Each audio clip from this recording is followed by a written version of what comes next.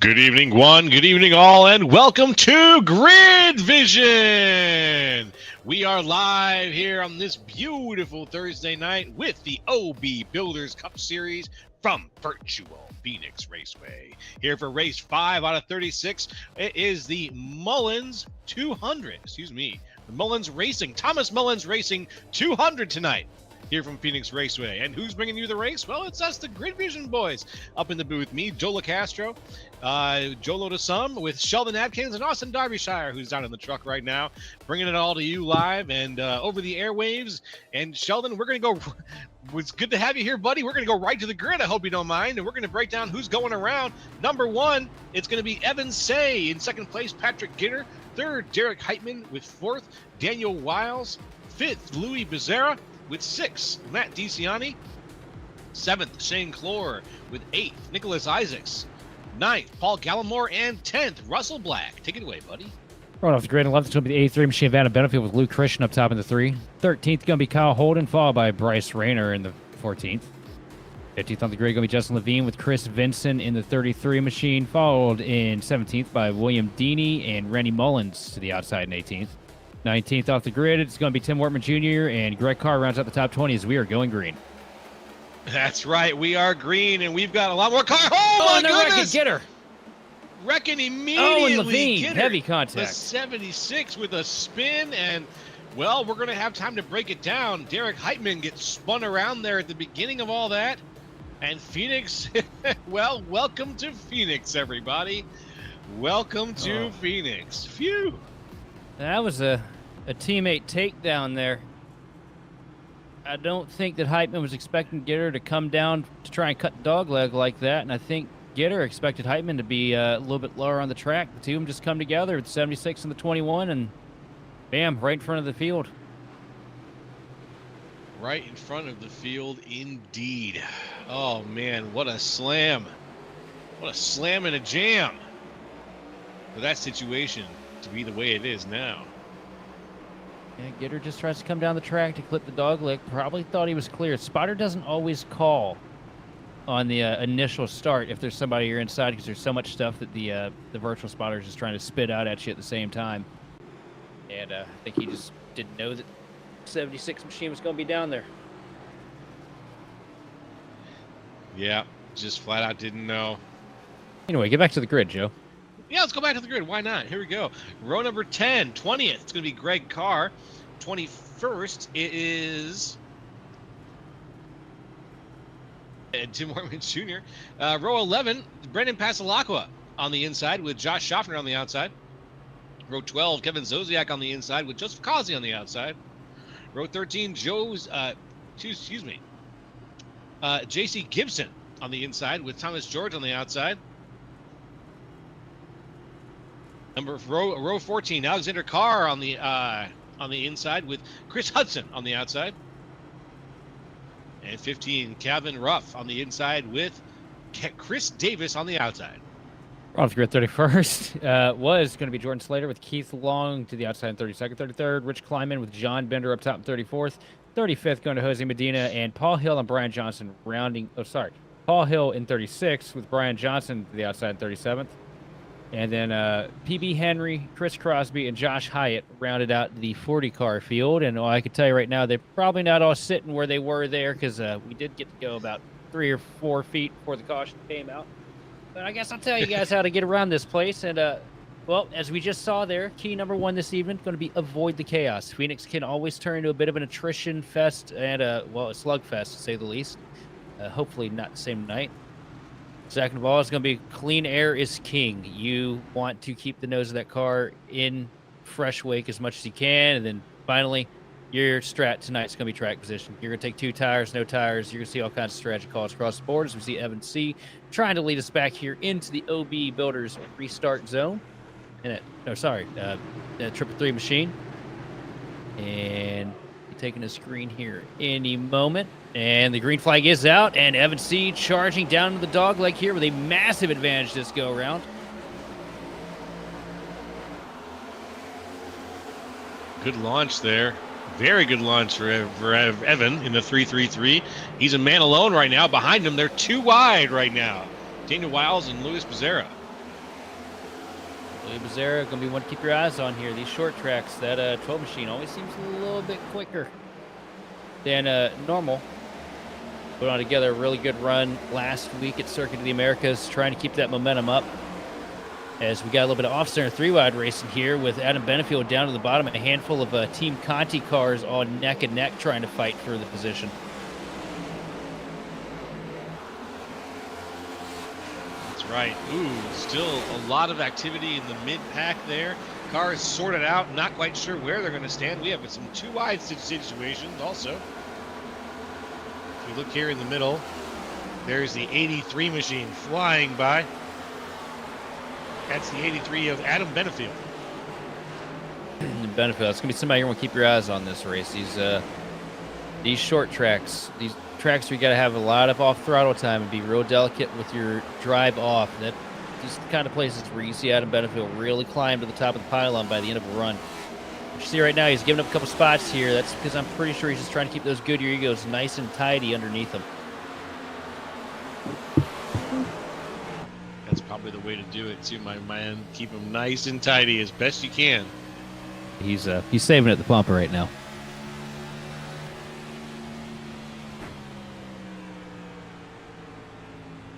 And behind Benefield, excuse me, looking up. Gallimore up on the door of Nicholas Isaacs here. A little bit of a hip check there through 3 and 4. Moving that one machine up the hill. Gallimore, remember Daytona 500 for the Daytona winner here earlier this season. But Isaacs gets that momentum on that top line through 1 and 2.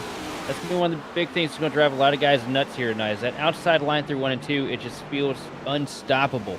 You get a run down to the bottom, you can try and make something happen, but you're going to burn those right fronts off if you don't have something special on that inside lane.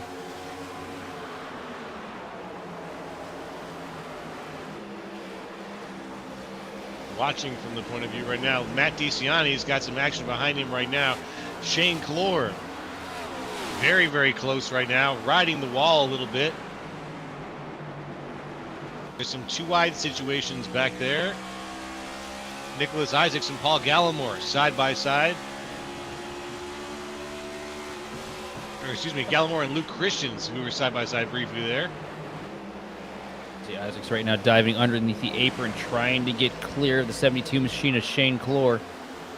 Not able to do it though. Here comes Clore fighting back on the top line, the Sockwell Mustang. But Isaacs, the bottom lane, always a little bit better through 3 and 4, but the top line better in 1 and 2. It's pretty much a game of tug of war when we come here to Phoenix.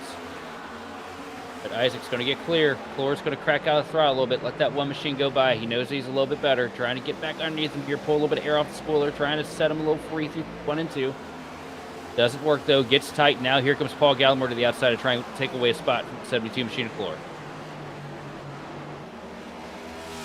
See if he can do it. I think he's got it. There it goes, the do-si-do. Gallimore, quite the move there. Makes his way around Clore. Clore now side by side with Christian. Got him on the quarter panel at least. Christian's a little bit ahead though down on the inside. Clore's going to keep the outside, get right up to the wall within inches of the wall right now. Trying to make use of that as best he possibly can. But it looks like Clore is still going to be fighting against Luke Christian as we come around here, cross the line into lap 14 out of what's going to be 200 here tonight at Phoenix. Christian keeping it down on that yellow stripe, going for that little arc up into the second lane there through 1 and 2. Not able to get the momentum that Shane Clore has though. Saw how fast he was in 3 and 4 there that last time. Looked like he could have just about cleared that 72 machine. But that top line just prevailing through 1 and 2, making it so difficult for these guys to make passes early. Very difficult indeed, my man. Very difficult indeed. But out in the front, it looks like it's a much quieter game if you're Evan Say and Daniel Wiles. Oops, excuse me, a much quieter simulator if you're Evan Say and Daniel Wiles. But Luis Becerra is leading the field where the action is happening, a little bit further back there. And look at this run already from Gallimore, moving himself up into 5th now. Daytona win at the start of the season, I think a lot of us kind of maybe looked at that as like, well, it's Daytona, anything can happen. But here we are at the first real oval of the season. The first track where you really got to use that pedal in the middle and have, the entire thing. Oh, Isaacs gets turned off the nose of Clore here. Slams it into the wall, but saves it. No caution, but that's going to be a huge loss of spots for the one machine, as well as the 72, and I'm sure that's a lot of damage there for the one of Isaac's. Isaac's just able to hold on to it. Pretty impressive save there. Yeah, but look at the amount of damage to the right front fender of that car, as well as the center of the rear fascia. That's a lot of grip lost for Nicholas Isaacs here, and I wouldn't be surprised if there was toe damage as well, because that's a pretty heavy shove to the outside wall. See, he just gets up, it's a little bit of a bobble there. Shane Clore just doesn't crack off the throttle, trying to get up to the quarter pound, hang on him, and I think he grabbed a little more than he needed to. Just a little bit here. And if you're Isaacs, you're absolutely cussing right now, as I would be. Yeah. Saying all the cusses. What I was saying Absolutely. about Paul Gallimore there before we were so rudely interrupted was first oval of the season, and Paul Gallimore's up there running the top 5. This might be a breakout year for him. Could be. Let's look at some of Gallimore's stats here. Gallimore has 1 win, top 3, top 5, top 10. He's been across the field here. He's got some fantastic finishes over the last couple races, but he's sitting 4th right now in points overall too. Let's take a look at some of his stats here. He's Paul E, Mr. Paul Gallimore. We gotta start calling him that. I want to remember to call him that, Paul E. He's out of Ridgeway, VA. First NIS Daytona 500 and first in the Rolex 24 at Daytona. Not bad. Driving Bumblebee as usual here. Massive Darrell Waltrip fan too, as you can tell by the 11 on the door as well as on the driver's card there. But yeah, it's just a great start to the season here for Paul Gallimore. Last year was a little bit rocky at times, hit or miss some weeks. Looked like he had some great pace one week, next week it just didn't seem like it was there. And here we are, 4 races into the season, and he's just put together some impressive numbers. And if he just keeps this up, man, this could absolutely be his year. It's true. One to watch, folks. One to watch here on the LB Builders Cup Series. Paul Gallimore for sure. He's right on board. And his secret around here is just nice and tidy. Getting off the throttle here early, letting the car go for that slight diamond in 1 and 2. You just let it cross up about a half lane. Then get to the throttle nice and smooth. With the diffuser being yanked off these things, an extra 750 horsepower, they're going to get a lot more slick as we got a caution in the back. We do indeed, my man. We do indeed. And that's going to be, quite a few cars. I think about 2 or 3 cars got caught up in that. The caution is out. Saw a lot of damage to the nose of Tim Workman Jr. there. I wonder if he may have gotten caught up in it. See the center of the nose folded in on the... Smashed in. There's no aerodynamics left in that car. So you got the entire field coming down pit road right now.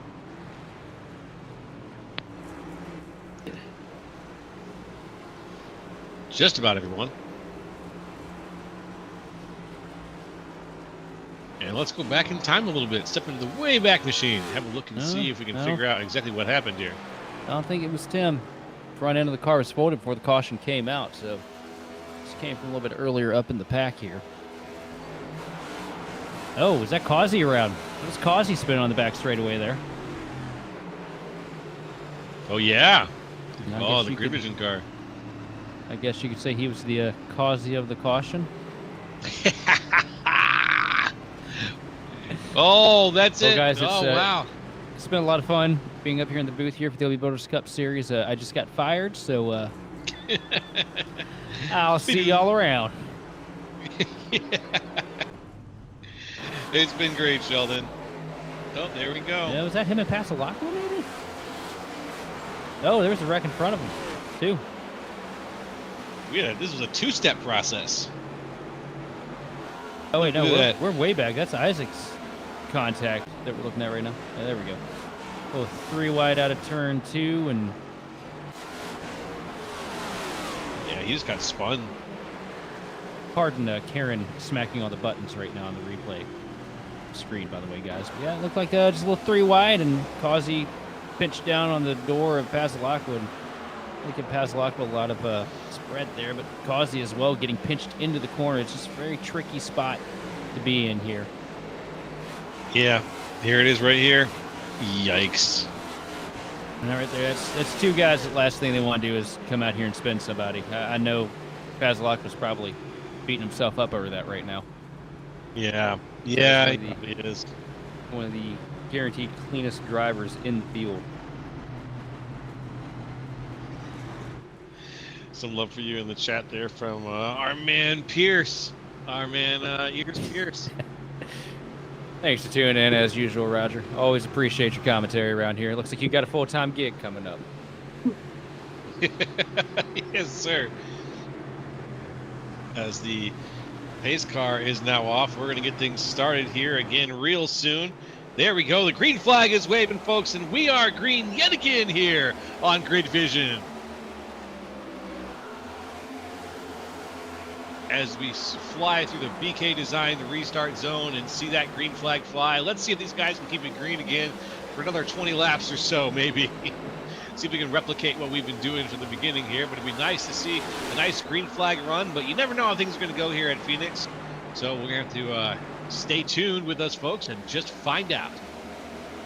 Couple of cars opted to stay out there, too. A lot of the guys that are running, around mid-pack, getting a little bit of an opportunity to get some clean air right now. Evan C, though, hanging up at the front right now, stayed out on that sequence. But new challengers up here at the front, too. Daniel Wallace in the mix. DeCiani, Benefield. Picked the last spots there. It's true. A couple of names we haven't seen yet. Sorry, didn't necessarily stay out, but either no tires or two tires. It's always fun seeing how strategy gets divvied up here at Phoenix.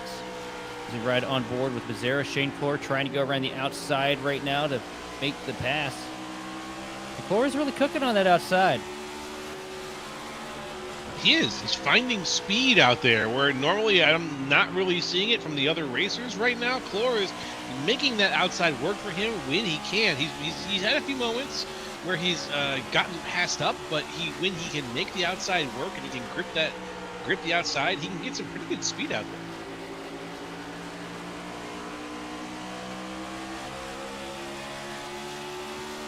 Ooh, let's see right now though. Clore's got Kyle Holden right behind him. And Holden looks like he is hungry for a position here, trying to hopefully make the pass for fifth. Holden dives down to the inside, rides it back up the wall, but not quite enough to go door to door with Shane Clore. Yeah, that outside, the middle to outside lane through 1 and 2. If you can just get it hooked up right on entry, you can get a really good drive off on exit. It's a massive speed boost down this back straightaway. Problem is, you don't want to stay up there for too long. You can burn off those tires real quick if you do it. But the advantages of clean air, it's definitely working out for the 7.2 machine because not many people using that top line in front of them. It's very true. Now, air can also be a goo, can work against you. As Clore just found out, you can get lifted by your draft partner pretty easily, it seems like here. And Clore just had a moment where he almost lost the back end of the car a little bit. Ooh, potentially, almost some contact there with the 97, but not quite. Kyle Holden is going to make the pass the old-fashioned way down on the inside now. He's going to try to make the pass, but let's see what Clore has. That outside line has just been so good. You see him get the drive off there and the momentum. As we get a good look at the suspension package on the 72 machine this week. Everybody take notes in the chat if you want to. Right. But up top in 3 and 4, it's a different animal. You get up there and the car does not want to turn. There's no grip on that outside lane in 3 and 4 here. Whereas 1 and 2, you can absolutely rip it if you want to. It's going to be able to clear down the back straightaway here, and I got a feeling Shane Clore might try to go down to the bottom here in the 3 and 4. Let's see.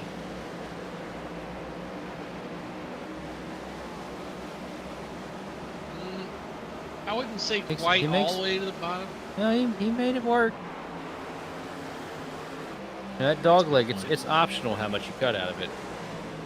Go all the way down to that inside wall if you want to. But here, another good drive off the corner, and this is where I got a feeling that Holden maybe have a little bit better of a piece of equipment underneath him because he keeps getting these good runs out of the corner when him and Clore are in the same lane. And now he's got to peek down to the bottom of the dog leg here, trying to cut it, abbreviate that front stretch as much as possible. But now, he's going to hit a stall point here because Gloria's still got that outside line. He's still even with him. And he's going to get the drive again. This is just the insanity that you have to go through when you come to Phoenix because, no matter what you do, it just feels like it all gets wiped away in that first set of corners.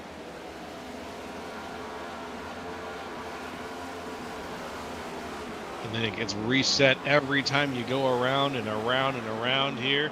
Those resets, that strange shape of this track can be a challenge in and of itself. You were saying, you had an interesting way that you put it earlier before the race started. I kind of wanted to highlight that this track is a unique shape, folks. Take a look on the right side of your screen. You'll see it's not the traditional oval, and it's got this dog leg shape here on the south side of the track, on this, or at least the bottom side of the track there on the screen, and that really changes the game. It changes your whole approach to when you approach the line. And how did you put it, Sheldon? You said Pocono's got 4 turns and Phoenix actually has 3. Well, yeah. So my cold takes that make everybody angry is Pocono is absolutely a 4-turn track. You consider turn 2 on the back straightaway, kink 3, turn 3, it's 3 and 4. All right. It's the same 2 turns out of Milwaukee. It is literally a 2-corner turn, and one I would happily consider turns 1 and 2 because it feels like a 2-corner or a full radius corner. Whereas you come to Phoenix, you got the dog leg. You don't count that as a corner because it's not really a corner. You don't have to really put any wheel. It's the same thing as tri-oval at Daytona. You can cut it all the way down to the inside wall if you want. But then turns 1 and 2, that's obviously 2 corners. You got an entry, you got an exit. You big diamond lines working there and all kinds of crazy stuff. That's 2-corner turn. But then you get to turns 3, and I've been looking for the past 20 years, and I've yet to find turn 4 at this place because it feels like a quick snap corner. It honestly feels like a backwards version of Pocono, if I'm being honest, without a extra kink in the middle that really makes you have to think about car positioning. That's interesting. I like that. I like that cold take, as you put it. I wanted to highlight that for a second because the shape of this track is so unique, and it does lead to some different kinds of racing. And you're right that the tri-oval can be kind of driven right through, thanks to the way the track is. You're allowed to drive this track, and we have seen drivers really cut it very low as I've seen drivers as they've been exiting the dog leg cut it very low as well. It just seems like there's a lot of interesting options for how to attack the corners here at Phoenix, even if it is a difficult track. Definitely a unique one, to say the least. And not easy to get around here. You've seen a couple instances here to start this thing off, and it's just because it feels like you got all the grip in the world until you need to utilize the grip here. Then it feels like you got absolutely nothing. This is one of a few tracks on the service where I've yet to see what a loose car feels like. As we see Adam Benefield trying to get around the 5 machine. DeCiani charges up a great run through 1 and 2 on the outside lane now with the crossover down the backstretch down to the bottom of the 3 and 4. And DeCiani going to let that 83 machine work past as we get to the front straightaway. But Benefield up spot here now, sitting in the top 3. What did I say earlier about him? One to watch, something like that. Yeah. It's typical. Said it could be his. I think we were talking about Gallimore too. We said it could be his year, but Benefield was on the list of ones to keep our eyes on. Yeah, it's one when you come to track, you really got to nurture that right front tire and keep it alive as long as possible. You know that you're going to look in the mirror at some point in the run, and Benefield's going to be there knocking the cover off. Absolutely. Yeah, absolutely. Well said. Well said. He will be there, and he is watching these situations very hawkishly to make sure that he can apply his skill very appropriately here, Mr. Benefield. Last week's winner, Paul Hill in the 26 machine, just sitting outside of the top 10 at 11th. We watch Pasalacqua trying to steal the pit road exit cone here on the front straightaway as low as he's going.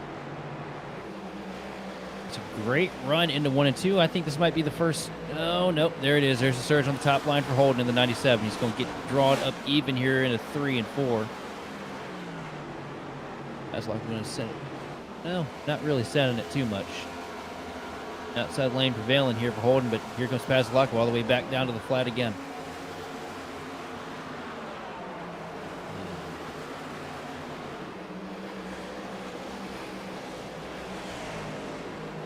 Watching a few different races go on here, folks. We've got some side-by-side racing going on. We've got some single-file racing, but every once in a while, we've got these cars that are just duking it out and trying to win a little dominance here on the field. Let's take a look and see if we can follow one of them. Here's Passalacqua right now. We've briefly talked about, I believe, though, Brandon Passalacqua is the current points leader in the OB Builders Cup Series. So, seeing him, homing along at 6th place is a perfectly good place to spot him at this point in the race. There's a lot of race left to go. So, Brandon Passalacqua there at the top of your list with Adam Benefield, Luis Becerra, Paul Gallimore, and Randy Mullins rounding out your top 5 in the OB Builders Cup standings right now. Yeah, Passalacqua was your runner-up last season in the OB Builders Cup Series. Just shows the level of consistency that this guy has every week. Didn't have really a bad week all year last year. It looks like things are setting up to be even better for him this year with the way the driver lineups changed up and everything. Just out here always running top 10, top 5. You don't see him make really big, bold moves to get up to the front, but he just he methodically creeps his way up there. And by the time you get to the end of the race, you look in the mirror and after you've been passed by Benefield, you look behind you and you see the 6 machine of Passalacqua. That's right. And here we go, charging up the field here. We're getting a lot of single file racing going on now, as everyone's trying to just sort of find their spot in line.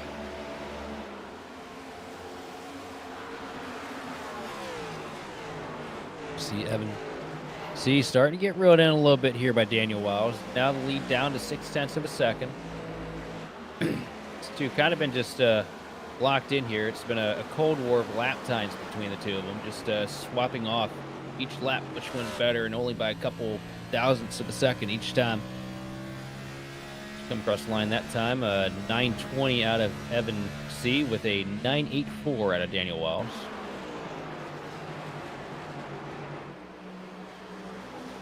And Benefield sitting there in 3rd place right now. He's cracking 27.8s, so slowly working his way up to these guys, but it's going to come down to a point where that dirty air is going to really start affecting them.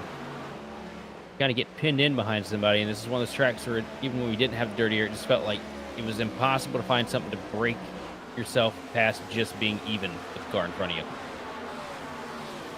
Oof. Yeah, trying to make that push past even to, being dominant, past to be even to leading the car next to you. It seems like we've watched so many cars have trouble get over that hump tonight. Not an easy racetrack, that is for sure. As we talked about him a little bit ago, now moving up into 10th place, last week's Dominator, Circuit of the Americas. Paul Hill in the 26 Dent Slayer Toyota Camry. Putting together some pretty good runs to start out the season here. Didn't quite get the results he was looking for at the double super speedway swing at the beginning of the year, but had pace in both races. And hopefully he had one of the better cars as well, just things not working out in his favor. But now that we've gotten away from those tracks and gotten to the skill tracks, you're really starting to see the elbows come up for Paul Hill, and looks like he's going to put himself in a situation to maybe make a swing at the championship for this year's over as well. Yeah, not bad at all, Paul Hill. We've mentioned his name a couple of times here on the OB Builders Cup Series, and usually in favorable light. So it's good to see him up here now in the top 10. Great talent. A lot of talent on pretty much everywhere we go. Just getting the pieces together and making it all work out for a full race. Has been a bit of a difficulty some weeks because Paul Hill seems to be the bad luck Brian of the series, but just get good clean runs and good qualifying positions to start these things off. Avoid the mess at the beginning. He's definitely one to watch at the end. And Benefield has caught on to this front pack, by the way. He is now just a couple car lengths off the rear bumper of Daniel Wiles, and still running slightly better lap times than both of your leaders. And by slightly, I mean we're down to thousandths of a second between these barely. three. It's a snail's crawl when you start getting up somebody's bumper here. Snails crawl. It's a good way to put it. It's a good way to put it. And right now we've got, let's see who we've got. Ooh, everybody coming down across the line here. Lap 57. It's clicking away here at Phoenix Raceway, everybody. Flying by on the OB Builders Cup Series. We hope you're enjoying this show very much. Go ahead and shout out to the chat right there. If anybody would like to let us know who they think is going to take it all away here at Phoenix Raceway, we'd love to chat you up a little bit about it. Well, another guy I got to give a shout out to, though, sitting there in 7th place at 22 machine of Bryce Rayner. Came into the series late last year, showed great pace, great consistency. And I'm excited to see what this driver puts in the OB Builders Cup Series this year, because he's shown a lot of good, consistent late race moves to get good positions out of it. All right, Bryce Rayner it is. Good call out, my friend. And I say that, and he decides he wants to take the livery off on the wall. Just wants to erase any sign of it. Yep. Yep. These guys just do this to spite me at this point, I'm pretty sure. I wouldn't be surprised. If I could hear you while I was driving too, I might consider, just in case you had the camera on me, I might consider driving a little recklessly. No, you drive like that when the camera's not on you. Don't lie. You're absolutely right. Oh, you're absolutely right.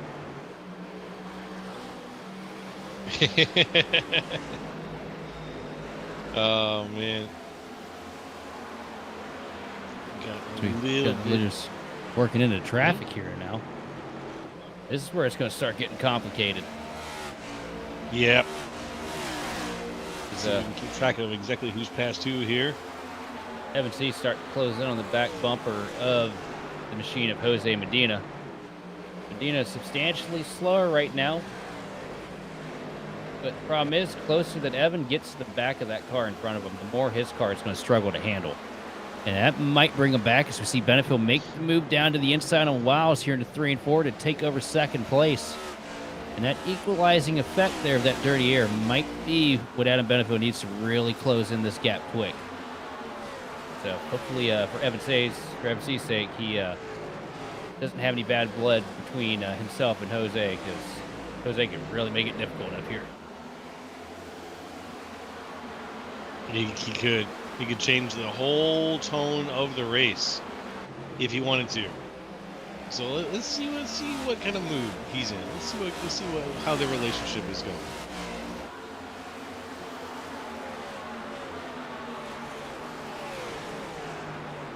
We're gonna see. I think we're gonna see we're gonna see Mr. Medina move up the field here, little bit by little bit over the course of this race. But he's always the kind of guy who moves up. Never guess who the second fastest car on track was that lap either, by the way. Oh no. Medina?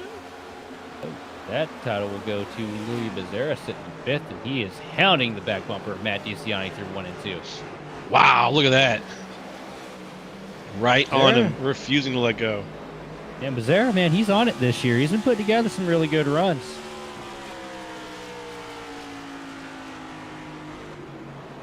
See him bring that Costa Racing Mustang up to the back bumper there of the Portis Chevrolet.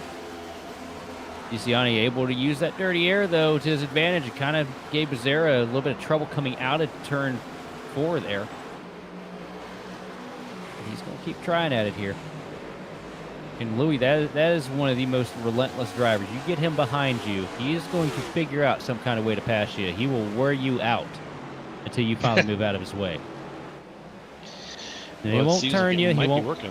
He won't turn you. Won't do anything crazy, but he will drive you absolutely nuts to the point where you just end up giving it up to him because you don't think there's any way you can make it work with him back there any longer. And here we go. Here comes Becerra down to the bottom, trying to get the pass on the 5 machine of DiCiani. And Medina tags the wall heavy right in front of DiCiani, but DiCiani keeps his foot in it.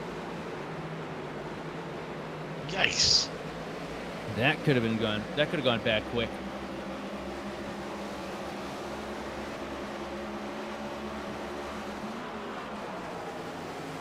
Here we are. That could have been bad very, very quickly, but thankfully we did not have to worry about that. Still green here, folks.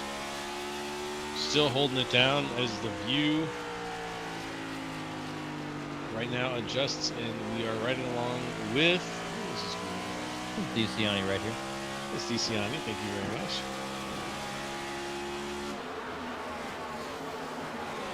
Across the stripe that time, though. Fastest lap went to the leader, Evan C. with a 28 flat over Anna Benefield's 28.1.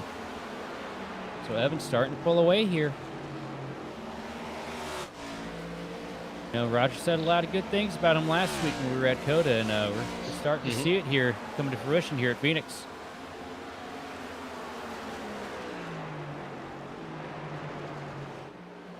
Isn't that right, Roger? Let's see. I think he's down there still. Let's see if we can get Roger Pierce to get an answer. Yep, he's taking. There's the answer. Yeah, I take all that back, he says here, as we are going to take ourselves out for just a little bit here, folks. We're going to have a little bit of a leg stretch. And when we come back, more from Phoenix Raceway on the OB Builders Cup Series.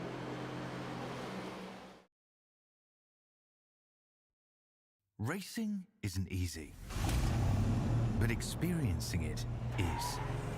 iRacing puts you in the driver's seat with the industry's leading sim racing game. Drive on laser scan replicas of the greatest racing circuits from around the world. Go head-to-head against other drivers chosen by skill-based matchmaking to ensure competitive racing at every level. Compete across all your favorite series. In officially licensed cars, engineered to deliver the most accurate driving experience possible.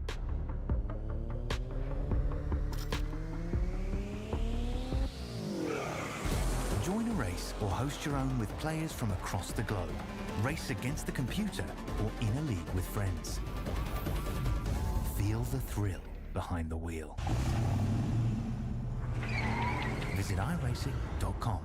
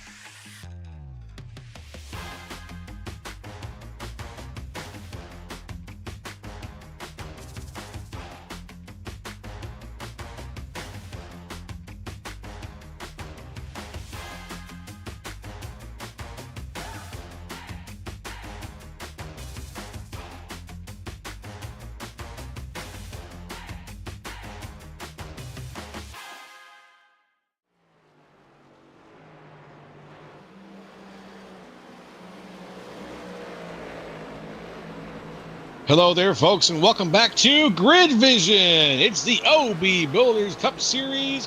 It's Thursday night. It's me, Jolo, up in the booth with Sheldon Atkins and Austin Derbyshire, and we are live from virtual Phoenix Raceway with more of that great series here. Race 5 out of 36, and they've been going around Phoenix pretty clean for a little while now. We had a few yellow flags early on, but it looks like the early gremlins might have been shaken out a little bit. Now we're just waiting to see when they rear their heads again here in Phoenix, as we've got a little bit of lap traffic already starting to become part of the equation. it's going to be an interesting one here as we get through lap 77, looking at lap 78. And we just watched right there, pass for 5th place. Brandon Pasalacqua taking the position away from Louis Becerra. That 6th machine really coming to life here in these late laps of this run. See Becerra tried to take a swing down to the bottom to get close up to the bumper. Not able to hold it throughout the corner, though. Washes a little bit. Big wiggle out of the 12 machine here. Up into the fence a little bit down the back straightaway for Becerra.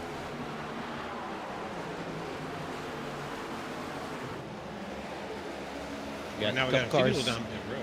Oh, there you go. Yeah. The 22 machine Bryce Rayner coming down for his 4 tires and fuel. Chris Hudson on pit road as well. And Jose Medina came down the 24 machine. See Bryce Rayner. I think he's getting his box now. Yes, he is. There's the 22 machine's crew right there. And over the wall, right side's up. Get 4 tires and fuel. Adam Benefield coming down as well. So a good rotation of cars right now coming down pit road. I do want to highlight, though, there at the end of that run, right before Benefield came down, it looks like Evan C's got a little bit better long run car this week because he was really starting to put a gap on that 83 car. It had gotten down to about 0.8 of a second separating first from second place, and then Evan just grabbed another gear and just absolutely ripped away, pulled up about a 1.6 second advantage over in second place. To right on with the race leader. Yes, sir. There they all come on down. Come on down. Look at that. Race leader in the 333 right now.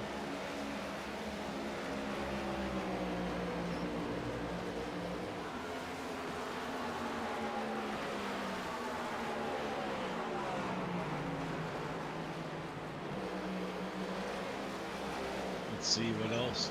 Other people have up their sleeves here. Daniel Wiles coming down 4 tires and fuel. It's going to leave room for DCI to take first place right now. It will start to cycle itself through. And right now, battle for the lead on track. Pasalacqua going toe-to-toe with Matt DiCiani. And I think Pasalacqua may have stolen that lap away from DiCiani. That's going to be 5 points in the bank for Pasalacqua here.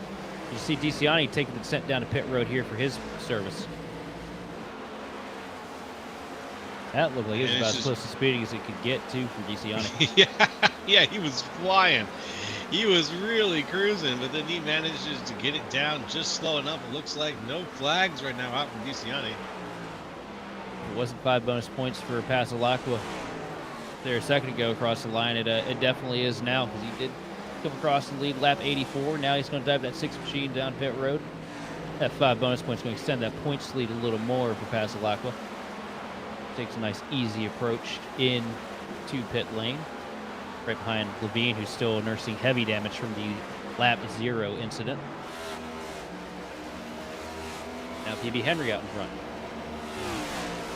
PB Henry, whoa my goodness, and you remember where he started this race. He was, wasn't he stone cold last? If memory serves, yeah, he's had to crawl through quite a few cars to get up here. But I mean, he wasn't last. He was in the second to last row. He was close to it though. But after all of this cycling been going on, and after all the green flagging and the yellow flagging, PB Henry now is in the front. Oh, he's got a good piece of machinery under him this week, though. We've seen so far all race what his teammate Evan C's been doing up here at the front of the pack. So CFM Racing has brought some good cars to the track this week. The BB's going to stay out here and try to soak up this clean air as long as he can. But he's going to be careful. A lot of guys around him just now leaving pit road. It's very easy to get yourself in a bad position with all these guys on fresh tires. Very easy indeed. As we're watching right now from the blimp camera. Here goes PB down.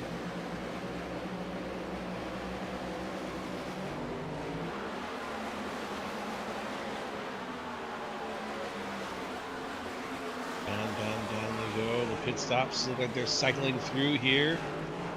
just about done with the majority of them, I think.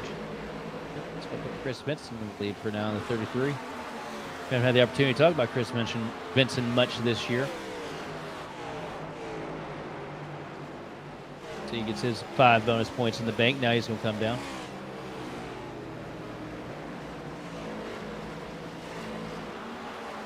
Good bonus points. There they are. Chris Vincent.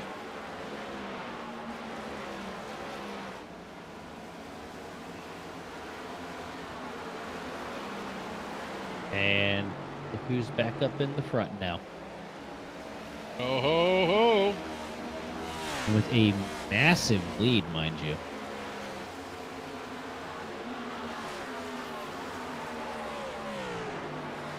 See, currently sitting about 1.6 seconds up from second place Kyle Holden. Mm-hmm. Adam Benefield lost a lot of time on pit road on that pit stop. Yeah. Benefield's down to 4th now. Down to 4th place, about 3 seconds back from your race leader. That's going to be a difficult hole to climb out of here at Phoenix.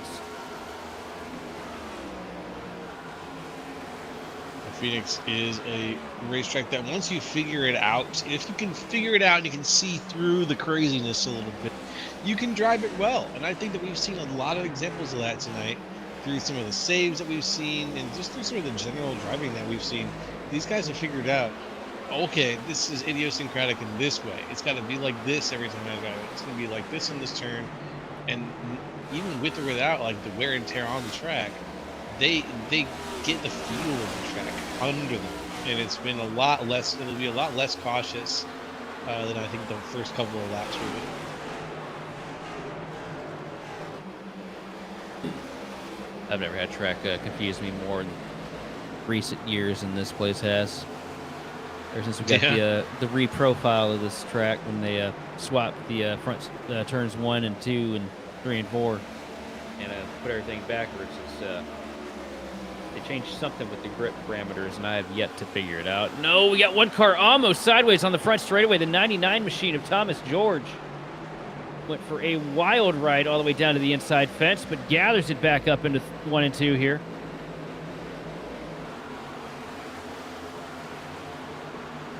Okay. I'm not. Oh. Watching it back, just caught the. He caught the apron at just the wrong angle. And the dog leg. Get it on the roof. Here we go. Let's see what happens. That's right here. Sends it up through 3 and 4. Everything nice and tidy. You know, no harm, no foul here. Comes down here onto the front straightaway. Goes to clip the dog leg. And this is how close these cars are to calamity. Every time they come through here, clips it. See the sparks fly out from underneath, and the car yaw out to the inside wall. And that was an incredible save. There's not many drivers in the sim would be able to gather that thing back up. Yeah. Yeah, it's true. It's true. It takes a lot of just critical thinking, a lot of reaction time, and just knowing your vehicle so well. Very, very impressive driving there. Yeah, that's a 100% a Code Brown moment for Thomas George. Yes, sir. Yes, sir. So it's not over for Benefield. He's worked himself back up into second place now, sitting 3 seconds back. Evan C., your race leader. Evan gets caught up and bottled up in some lap traffic here, which is always a possibility at Phoenix when we go along. This could work out in the favor of Benefield. Just got to close that gap. Evan has ran such a perfect race to start out here tonight. I just don't see many mistakes out of him. Yeah, it's been pretty picture perfect. Like his line, when he gets to use it, is just pretty much unbreakable.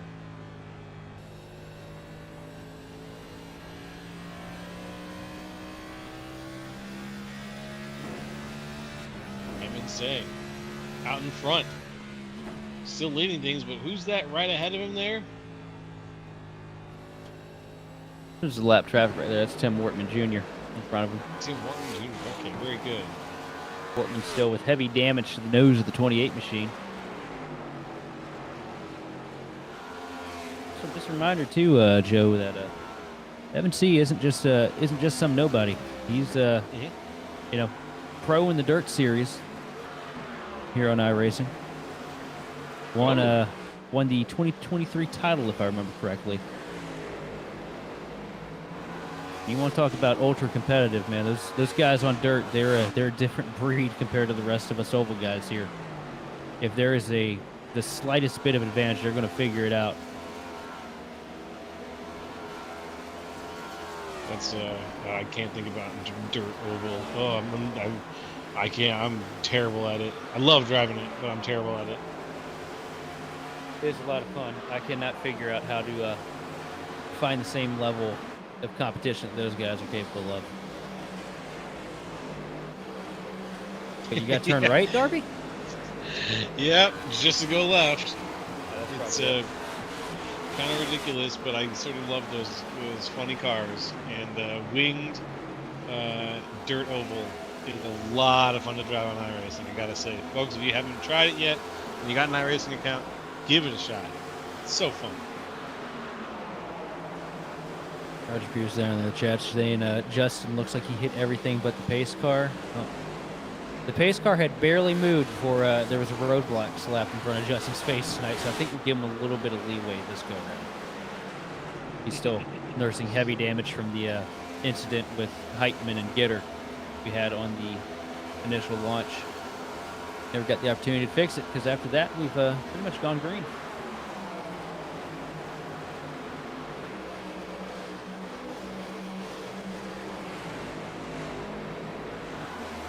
We are still looking good. Oh.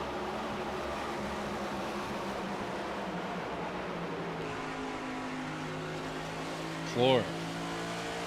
Riding along right now, actually, excuse me, with Binder.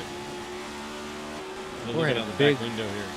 Shane Clark looked like he had a little bit of a wiggle there coming out of turn 4. Loses a handful of spots.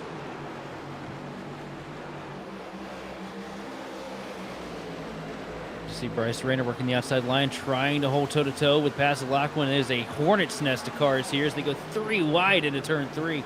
You don't see that often in Phoenix. That's gross. 3 wide in turn 3. That's going to be Oh, anyone's and game. around, Oh, off the 72's nose. That's Clore. Clore's around. No, I don't think that was Clark. I think that was like an orange car got turned there.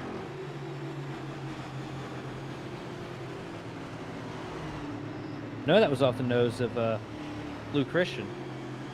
Yes, sir. Okay, off the nose of Luke Christian. Sorry, no, that was Kevin Zosiak.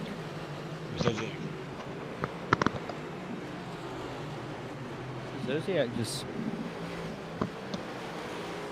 See here, now we got the replay up, but it looks to me like Zosiak maybe just wandered down the track a little bit into Lou Christian's groove. See Christian all the way down there on the bottom. No, Christian kind of slides up a little bit. Probably thought that Zosiak was going to be a little bit higher. 2 cars meet in the middle, and well, when that happens, it's never pretty for anybody involved. No, sir. No, sir. And meet they did. But now the cars are all lining up. Looks like there's some going on pit road. Some are just driving through.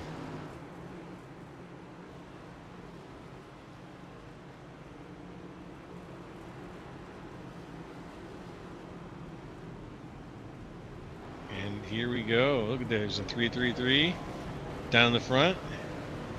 He's getting tires on along with the Grid Vision car. Let's see what he gets.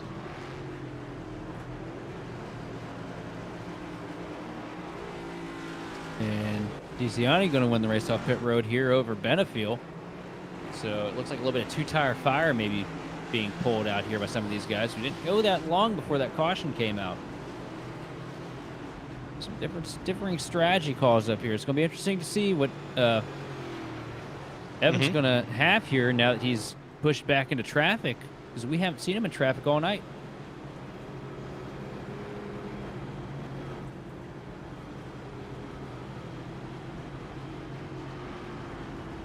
Back over the front. Here's the 5 of DeCiani. He's going to lead things off here.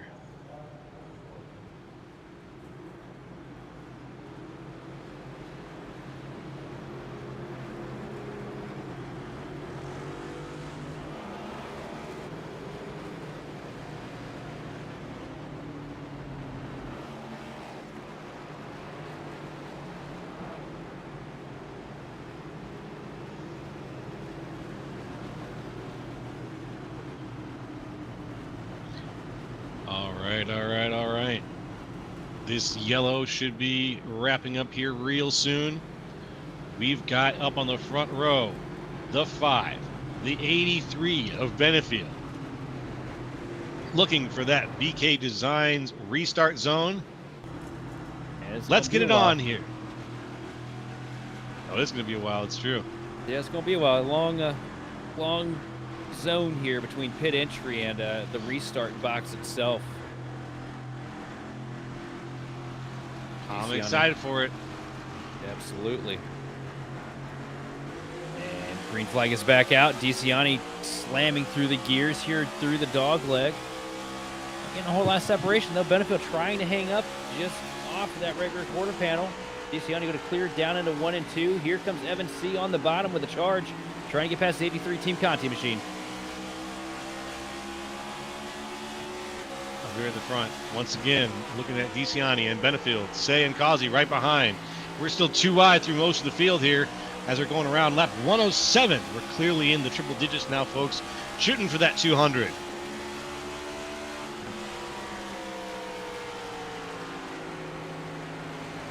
Right on board with Causey here. See Randy Mullins working the bottom line here, trying to get underneath, but Causey using the top line surge to charge ahead down the back straightaway.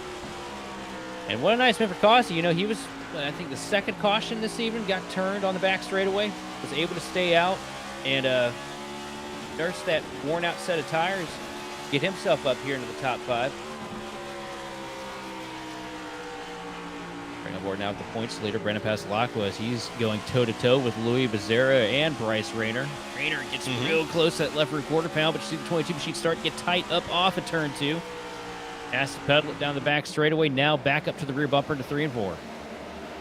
Here in 3 and 4 right now, DeCiani, Benefield, Say crossing the line, setting good lap times here as we're on lap 110. Right now, eyes are on DeCiani. He's got Benefield right behind him. They're still single file all the way back a little bit, looking back to where things are actually heating up here on the track. Let's see if we can find it.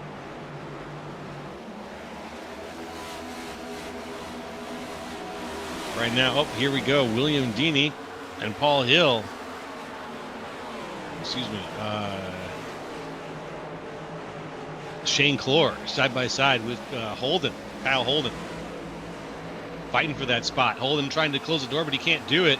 Clore on the outside, going to hold on to that spot as best he can. He's going to push, but Holden's going to have it down on the inside of this turn here as we come across the line. And it's his if he wants it. Next to him, though, here comes Bumblebee. That's Paul Gallimore, who's going to make his pass if he can on Shane Clore. Yeah, side by side, a little bit of tight racing here through 1 and 2. Gallimore trying to get the advantage on the 72 machine. See a little bit of that dirty air starting to swing back on the nose of the 11, though. Still good corner for Gallimore, though. Going to take another look here through 3 and 4 and just about clear, but not quite able to shut it. Across the stripe, though, Gallimore has the position, cutting the dog leg now. Momentum. Clore is really relentless with that outside lane, though, and just keeping momentum.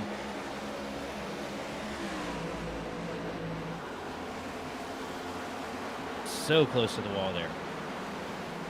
Really good moves here from Clore. That speed is just wild.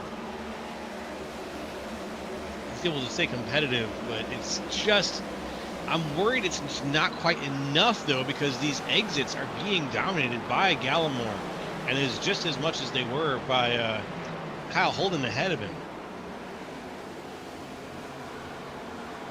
Oh, and Gallimore just about bends it, trying to make the pass. Sends it in on the bottom, goes for a slide job, tags the fence on the back straightaway.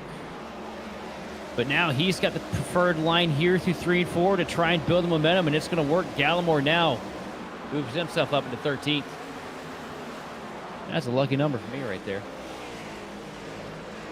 At the front of the field, though, Matt DeCiani has taken over the race lead, holding on to it right now. Benefield in the mirror, a couple car lengths back. And right behind Benefield, you got the guy who's dominated the entire night, Evan Say, trying to figure out how he's going to put himself back into position and nurse his way through this dirty air. Yeah, it's going to be a tough mountain to climb for him at this point because he doesn't have any help. He's not going to get any help. And he's got a very unique track configuration to try to get to work for him, where dirty air is going to be the case more often than not.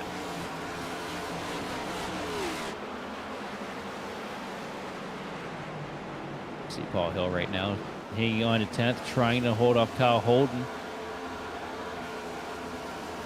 Kyle Holden been putting together some pretty good pace here tonight, too. That 97 machine's been fringe top 10, top 5 car all evening. Fringe top 5? Yeah, you know, somebody that's just in that vicinity.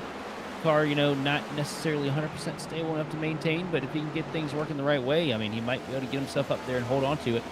And look at how about this, Randy Mullins, you know, we haven't talked about him any tonight.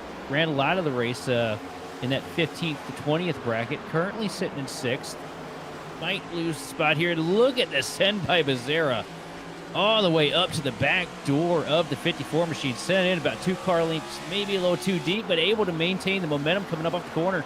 Now getting a peek down to the inside of Mullins, and he's going to slide job his way into position here.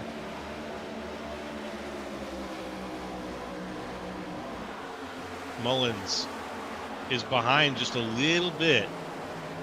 I tell you what, I think Mullins grabbed that brake pedal and just held it a little extra long there because you saw how deep Becerra was willing to send into the corner. And that is a classic. If you've raced against Louis Becerra, you know that move. That is the I need to get out of the way now. Yeah.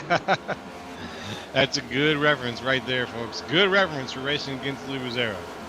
That was he got close to my bumper that corner. That means next corner he's probably going to try and get a little bit closer. Better to pull the lever and just send it, Gronk, rather than actually have to deal with that. Poison for Cusco.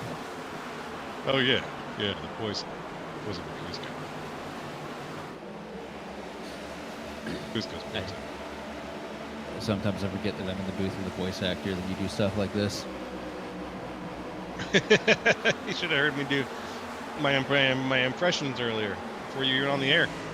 Oh, I'm bummed I missed out on that. I know you are. I'll save it for later, and I know you're gonna love it so much. Oh yeah, it's gonna be great. What did he do? Oh, maybe I should. Yes. Okay. Here's a little quiz for you, Sheldon. Oh boy, I didn't study. Dog ate my homework. And now we're going around 122 laps. And so far, it's been quite the race. All these cars are very fast, but they're not as fast as cooking up a quick beef bourguignon for you and the whole family to enjoy.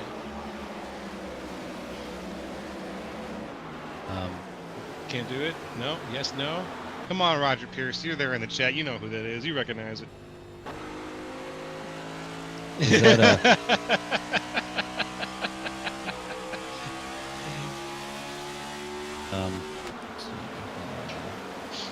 yeah, I got nothing. DeCiani's fast right now, though. That's fair. Juliet So I got, but I was going to go with Pelosi. Also a good guess. I just visualized her the second the whistle happened. I don't know why. I don't know why. Like no hatred towards any politicians here at the moment. But no, I had no idea why. This is the whistle just set me there. I was like, sounds like an old woman. And I just thought of, yeah. The old woman. The old woman. Yeah, I got you. You know. I got you, buddy. I got you. Well, in this case, it was the French chef who I did a obviously flawless impression of. In the meantime, though. Yeah, speaking of absolutely flawless, though, look at this. Benefield's starting to put pressure on DeCiani up here at the lead. That lead was about 3/4 tenths of a second. It is whittled down now to less than a car length. You see Benefield just forcing clean air to the nose of that Team Conti Sim Performance Chevrolet, and he is all over the back of DeCiani here through the dog leg. Not what I expected to see, to be honest. And here with Benefield, though, Benefield's been putting on a real hell of a drive tonight, just charging. And I wouldn't be surprised if he's not done yet. Obviously, he's very, very close to DeCiani right now. We saw he was almost in the quarter panel there, briefly. But let's see how close he can get. This right here, this is going to be a hard-fought battle for the lead, but this is two guys on the sim that have a lot of respect for each other. As you see, Benefield sent it down to the bottom here. Shades of Kevin Harvick wrapping that yellow paint through 1 and 2. DeCiani going to try and get that forward bite up off the outside lane, though. A little bit of momentum to slingshot him ahead down the back straight, but it's not going to be enough. Here comes Benefield again. wrapping the inside lane. And we've seen how good that inside can be here, but it's not going to work. DeCiani steps at the fence a little bit, though. Here comes Benefield with a cut down to the dog leg. And the pass is complete. That cut to the dog leg plus that hit off the fence really was the 1-2 combo that spelled it for DeCiani. And what it spelled was second place, because Adam Benefield now is your race leader. And this right here, this could be make or break for Evan C. Adam Benefield, you know, he's had arguably one of the fastest cars here all day. Now he's got his chance at clean air. What's he going to do with it? And now if you're Evan C., you got to figure out some kind of way to get past this 5-car DeCiani as fast as possible, because you need to be able to get nose to the air of that 333 machine if you want to have a fight with Benefield. That's right. That's right. You got to get out and around, and that's always whenever we see someone figure out how to put that together out here at this track, it's always very, very visually impressive, and it sort of speaks to the strength of the driver who can make these passes and find these passes. So let's see. We'll see if we'll see if Evan C. can make his way around Matt DeCiani here while we go around lap 130. Evan's still mired back there, though, just trying to find that forward bite to get up off the corner and get past the machine of DeCiani. I don't think Matt's gonna make it super easy for Evan either, because Matt wants to get the best position he possibly can here too. Second place after the heartbreaks that he had at Atlanta and Daytona. That would honestly really make those couple weeks feel like they don't hurt as bad. But here comes Evan taking a peek out at turn 2 down the back straightaway. Now sending it to the bottom here through 3 and 4. Come out just about even out of the final corner through the dog leg. Now Evan's got a little bit of an advantage. He sends it deep into turns 1 and 2. And DeCiani just kind of rolls back, lets him have it. Doesn't want to charge too hard here. Yeah. I was wondering if that was going to be the moment, and it was, when DeCiani just, like you said, just rolled back just a little bit to give C that spot. Here comes Pazalacco trying to make a pass on the 88 machine of Joseph Causey. And how about this, man? Causey, who I know probably hasn't even touched the track this week, hasn't even thought about running Phoenix. Sitting here right now, 4th place, going toe-to-toe with Brandon Pazalacco, your points leader. And Becerra gets a little bit of a shot out of turn 2, almost loses it, but saves it incredibly. That could have been bad. I think he might have got a hit from behind from the 22 machine of Rayner. Yikes. Oh man, some of these hits have been just scary, but these guys have all been driving, you know, with so much respect for each other that the hits have none of them have been intentional, obviously, and they've all been recovered from, or at least most of them have been recovered from very, very well. Here's some 3 and 4. So it kind of runs that 22 machine up the hill a little bit of Bryce Rayner. Got a little tight on the bottom lane. Send it through 1 and 2. And Becerra absolutely sends it through 1 and 2. And I see what happened here. Becerra tries to go for the slide job, then tries to go for a bit of a late corner block, and Rayner said that's absolutely not going to happen.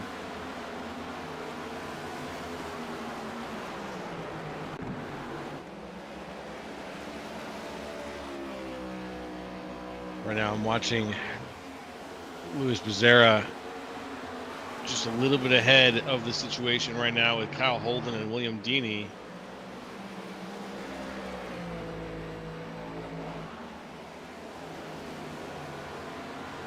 How about this? Benefield up at the front of the field here. Pulling away now, almost a second advantage over second place Evan C. On what I do believe is a 2-tire strategy for Team Conti Chevrolet. And it has been since Martinsville last fall since we've had Adam Benefield up here in the booth for a win.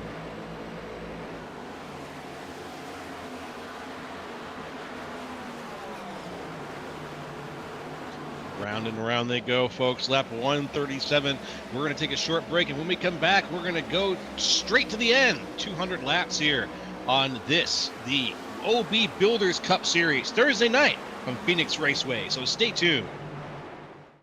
Racing isn't easy, but experiencing it is.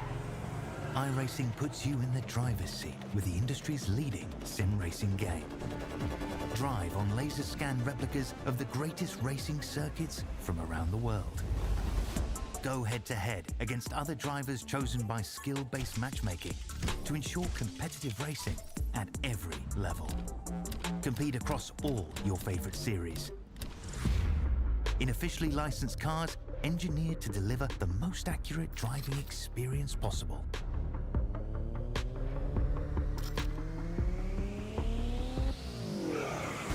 Join a race or host your own with players from across the globe. Race against the computer or in a league with friends. Feel the thrill behind the wheel. Visit iRacing.com.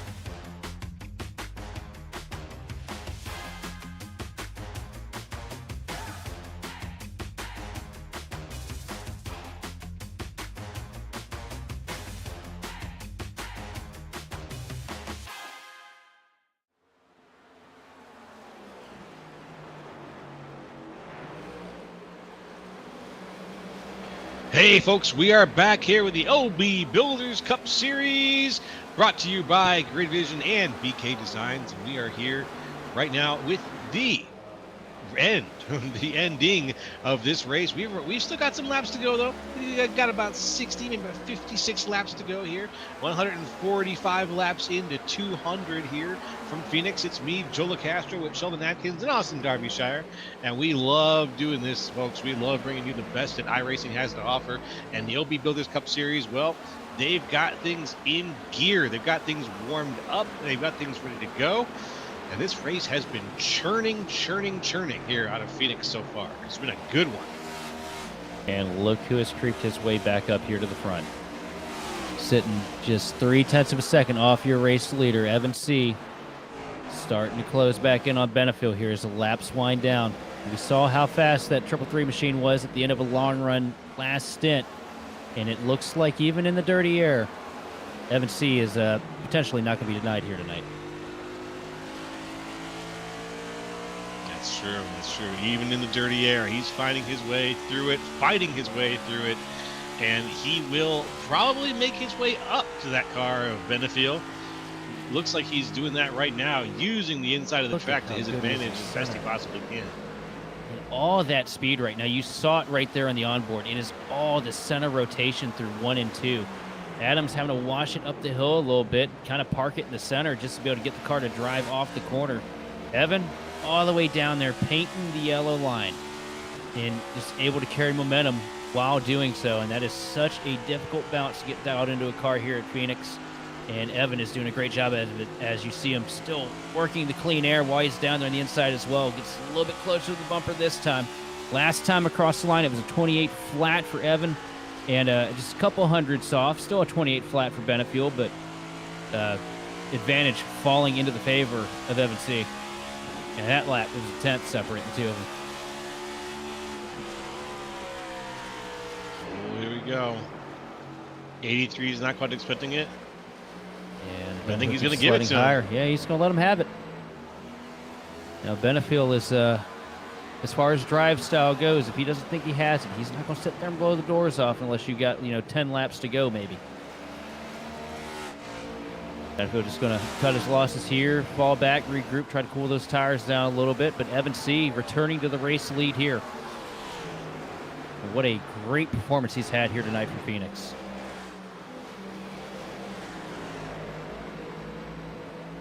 Just an amazing drive here. Really solid with plenty of cars on the field, plenty of situations to get into and get around and get out of.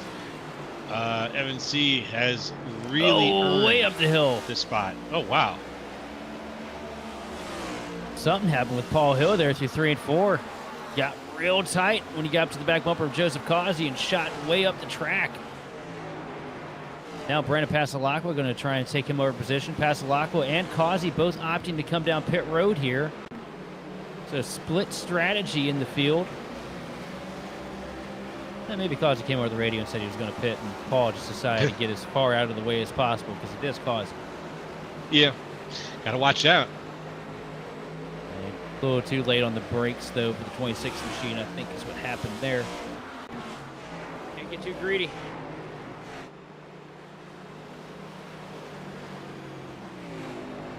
And Adam Benefiel going for the undercut here to try and pick up track position. I wonder if it's going to be 4 or 2 for him. Like,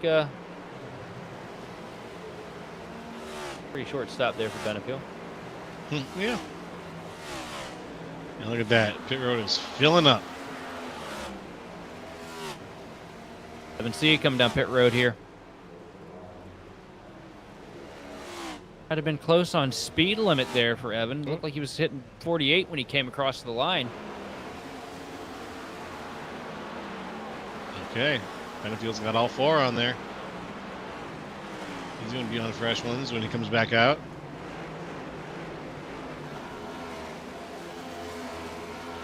See the guy that's dominated this night on pit road here, and this is going to be the final test for Evan. Has to get in and out of pit road clean, no mistakes, gets good stop in the box there, doesn't slide. Good signs for him, and a 2-tire stop for Evan. He's going to go for a max advantage here. Not going to be caught sleeping on this one.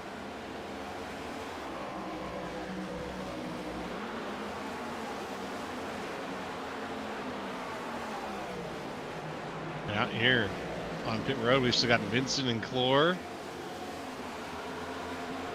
But out and about, Mr. 333 himself, trying to make his way back up to the front. That's going to solidify him in front of Benefiel. Benefiel just now entering the dog leg while MZ's in 1 and 2 right now.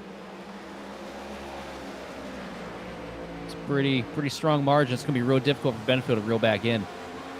Yes, sir.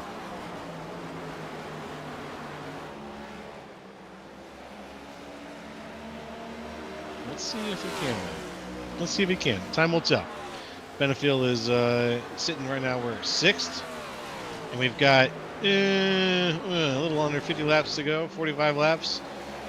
This is gonna be tough. You might be onto something. I think that Benefield's real skill and strategy with like leading races. If he's trying to lead the end of a race, I'm not sure if he can get there. Let's see. It's going to be a matter of how well do those 2 tires hold up for Evan. It's great pit stops, great advantage. It's just, sometimes you wonder, taking 2. Some weeks it's a great call, others it's not. And at Phoenix, it kind of tiptoes every year about which way is better. Mm-hmm. That's a big unknown, at least for me, because I haven't had the opportunity to try 2 tires with this new package. They made a bunch of changes. You see him 3 wide right now through 1 and 2, trying to get past Lou Christian and Jose Medina. Evan C. going to get the job done, get the drive up out of the corner and pull away, moving himself back up in 3rd, just 8 seconds back from your race leader. And current race leader, another new add to the series as well, and that's the 92 machine of Jordan Slater. If I remember correct, started Daytona off either pole or outside pole. Good start to the season for him. I'm trying to remember which one it was. I don't remember off the top of my head. I do remember it was one of the two. Same struggle with the handling right now, letting a couple of guys that took fresh tires work past him. Thomas George currently sitting in second, 99 machine. That was the one with the incredible save on the front straightaway earlier in the night.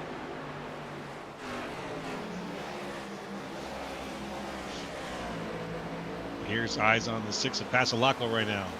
He's kind of at the tail end right now of where the action's happening. The action being a mixture of lap cars and current leaders.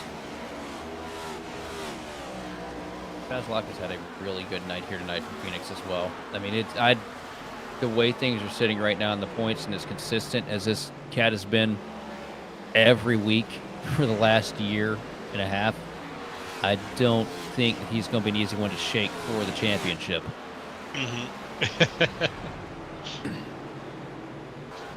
Like my way too early bold prediction of the year is that the 6 car will be holding the trophy in November.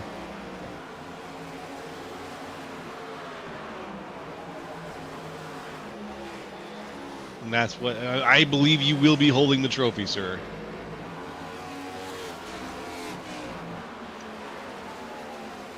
I'm not holding anything, bro. I'm holding my microphone at the moment. Oh, that's fair. Up here at the front, Evan Say is holding on to the lead, with Luke Christian and Brandon Passalacqua right behind. The three of them kind of strung out a little bit there, but Passalacqua is close enough to Christian that he could be a problem in the near future. Speaking of near future, we don't have too much of those left over here in terms of the race. The future for this race is quickly drawing to an end because we are on lap 163, going to 164 out of 200, folks. And so the race continues on.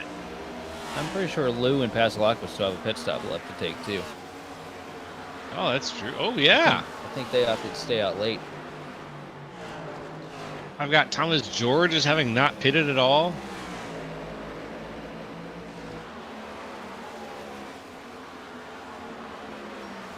And George really starting to fall off here. Huh. Oh, looking at the... Something must have happened with Benefield on pit road there. Or these guys took 2 as well. I'm sorry. These guys probably took 2. That's what it is. All right. So I know Benefield went for 4 there on that stop.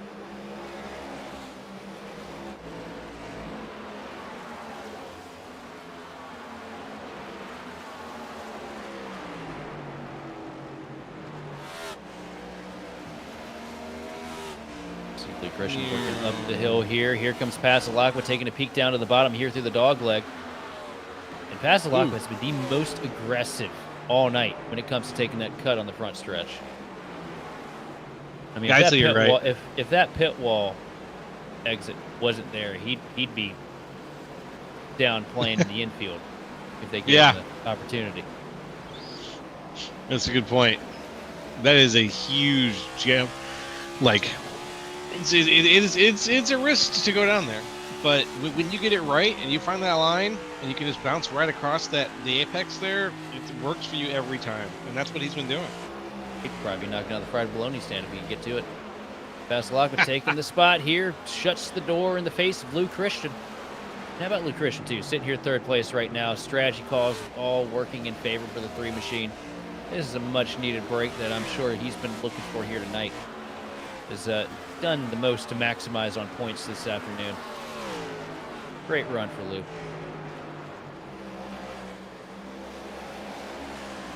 And Luke Christian with an excellent run tonight, sitting 3rd right now. And I don't just say that because I like the Seeger, the wireless Robbie Gordon colors he's got on that 3 car.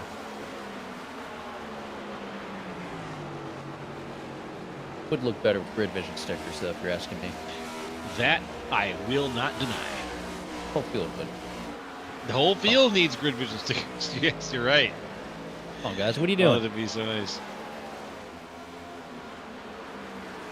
2 seconds now, though, for Evan C. make some Grid Vision stickers for the cars, so make them look pretty. Across the stripe that time, a 27.702 for second place, Brandon Pasalacqua. FNC ran a 27.558. Benefield sitting back there in fourth, running 27.6s. Right now, it is absolutely no pressure behind with the triple three. He rides off into the Arizona sunset, literally and figuratively. And 30 to go at the line this time.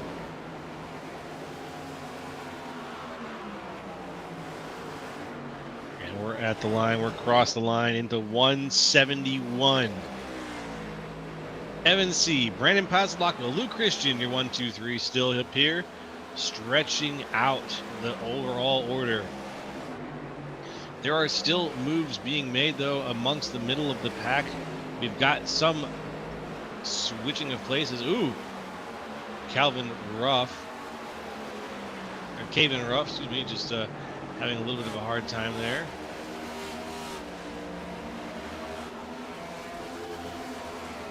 Damage. No, not really too much damage to the side of Paul Gallimore. Scraped the fence there. Machine looking all right, though, for the most part. It was Gallimore that hit the wall, actually, I think. Want to make sure I get the name right. Unfortunate. We were just talking about Gallimore. And hanging on to 15th right now. Not the position that he was looking to finish things out here tonight, but still putting together good runs, though. It's good points day. 15th, not too terrible. Right middle ground.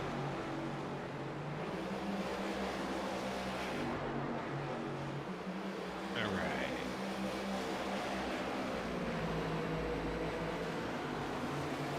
Keeping up with the Joneses right now. These packs of cars have become sort of set in their ways. The other packs are all separated out by lap cars and by timing.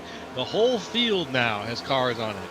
So when things like this happen, raceways and super speedways, when everybody gets really spread out and you get just a car everywhere, it can be sometimes hard to see exactly, if you're not used to following this kind of action, exactly where, what, like who's behind who, if you're following on the tower. But it is so exciting, though, to see this long race go and to see the strategies at play. And I don't think it gets much better than a good green flag run, especially at a track like Phoenix. Yeah, right now everybody's just got to made their bed, and it's just time to settle down. It's that end is fast approaching. See Justin Levine all over the back bumper of the race leader right now, trying to get one of his laps back. Rough night for him. Really rough start to the season.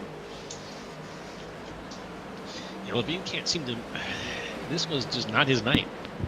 Well, whatever luck he had in this series last year, it is definitely dried up this season, but has been working in other regards. Currently sitting top 30 in the Road to Pro standings right now, and make a good shot at hopefully making himself up to potentially be a eNASCAR Cook Series driver.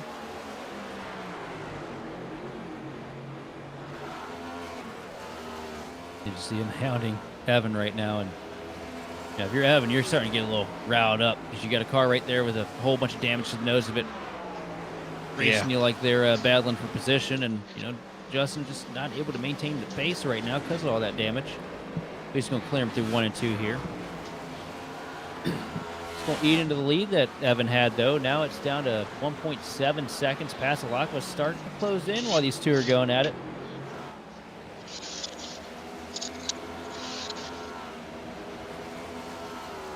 Tenths of a second that lap for Brandon Pasalacqua's way it's going to close.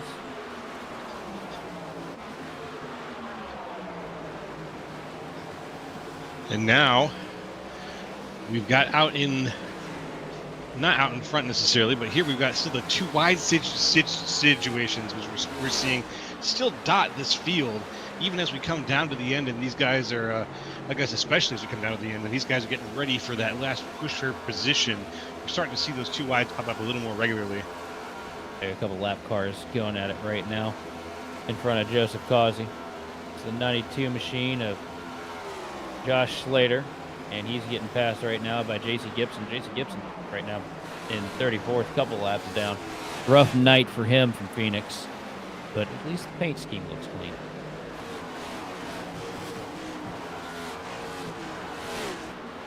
Speaking of Rough, we're watching Rough get passed right now here by the 25 machine of Carr.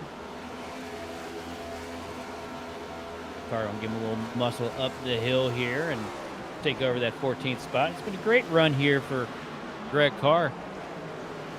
Yeah. I want to say that he's improved a lot over the offseason too, as we got a yellow. Oh no. Oh man. I don't know if you heard that, but that was the sound of Evan C. punching air. 'Cause this is Yeah. the last thing he wanted to see. Didn't want this at all. He was in a great position to walk away with this one. But now we're on lap 182, and we're going to have a yellow out. That means it's going to be a shootout for first place. And it looks like it was contact between Derek Heitman and Josh Schaffner that brought that yellow out.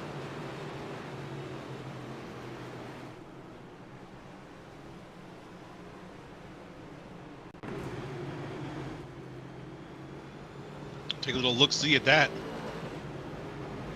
That's going to be an interesting one in the post race. Post-race analysis. Yeah. So Heitman get down here to the bottom, sends it deep, cleans right into the quarter pound of the 50 machine, and I don't know if the 50 Ooh. was saving or if he was swiping, but he definitely found a connection there. He snapped super late, too. It looked like. It's not a good place to be for either of them, honestly. No, not at all. If you're Evan, you're furious because that wreck was for, literally 20th.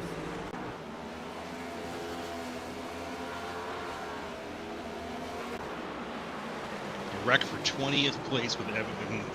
Get on board on Schaffner here. We'll probably have a better idea of what the end of that was.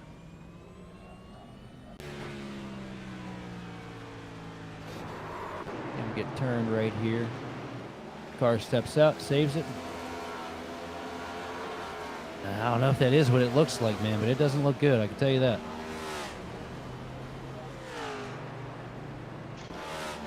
Ugh, it's ugly.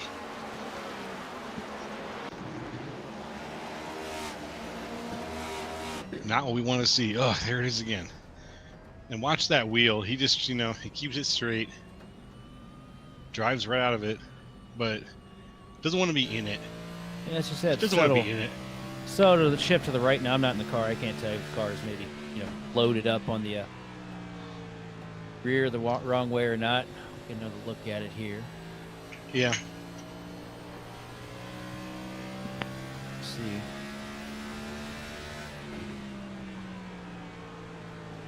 Heitman's going to send it in deep there, and Schaffner tries to go to cover it. Tries to. Doesn't quite. Ooh. Yeah. You know what? Can't get around it. I'll leave that to the people that get paid to analyze it. We are back underway. Evan C. going to get through the gears here and try to bring home the prize from Phoenix. It's a great launch off the line here, down to the bottom of the track. Here comes Adam Benefield swinging to the inside of Brandon Pasalacqua. It is a battle of tire savers here in second place. And after that, PK Designs.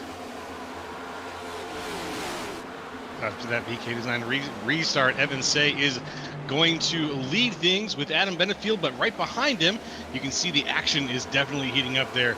Pasalacqua side by side with Joseph Causey also in the mix. Yeah, we've made it all night clean and green for the most part, and I got a feeling that we might end up in a caution scenario here if we're not too careful, because the laps are winding down. 15 laps to go for Phoenix, and everybody's got a shot at position now. And you're going to see drivers taking moves that you wouldn't dare make yourself. You see Pizzera going toe-to-toe here with Joseph Causey. The battle for fourth place heating up. Causey going to throw a little bit of block here on the dog leg. Here comes Pizzera tucking right up to the bumper now, going to the bottom, trying to get a slide. Here comes Causey with the block, and 3 wide behind with Bryce Rayner in the middle. That's super scary right now. It's not feasible for a long time. Phew. And it's going to work. Rayner gets the drive off the corner, but here comes Luke Christian using that high line advantage. And all the way up against the wall, there's the 82 machine right behind him. Here we go. 2 wide still, the 22. That's Bryce Rayner on the inside, doing what he can against Luke Christian there. Christian on the outside doesn't quite have the speed to close off Rayner. But he's going to hold on to it. But here comes Rayner, going to grab the throttle quick, out of turn 4, shuts the door in the face of Luke Christian, and all the way down to the dog leg goes the 22 machine to try and make up ground. Now back into 1 and 2, and he's going to slam the door again in his face, but here comes DeCiani to the bottom. DeCiani is going to be the one to watch right now. Oh, he's got a little contact with Luke Christian. A little bit further back. Oh, almost up into the wall. There goes the 54 machine, and Mullins gets tagged from behind. Oh, 57's around. The 97's around, excuse me. That's Kyle Holden. And the yellow is out again on lap 190. It's going to be another tough one for Evan Say here, folks. Oh, he's got the lead now. He's going to be the control car on this restart. These guys got a couple laps on their tires. We know that Evan's car comes to life the more laps he logs in it.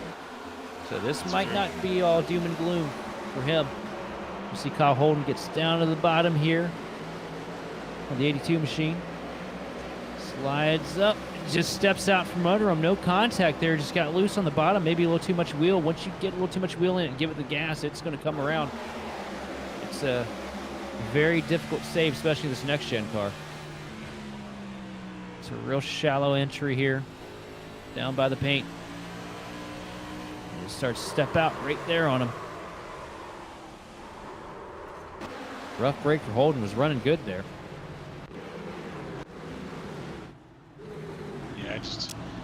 Yeah, you hate to see it so close to the end of the race when you had such good run going for most of the race.